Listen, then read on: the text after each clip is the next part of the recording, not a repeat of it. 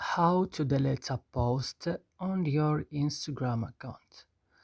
Hello guys, how it's going today? We'll show you how to do this. Just watch this video until the end and make sure that you like and subscribe in this channel. So let's start. First, you will just go to Instagram, then you will open it. After this, when you open your Instagram, you will just go down here on your profile, then open your profile.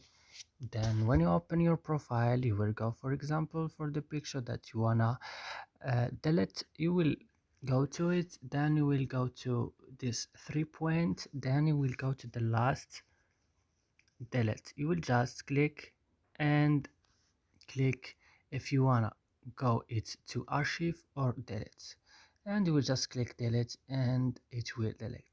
And that's it. I hope this video is useful for you guys. Don't forget to like and subscribe in this channel. See you next video.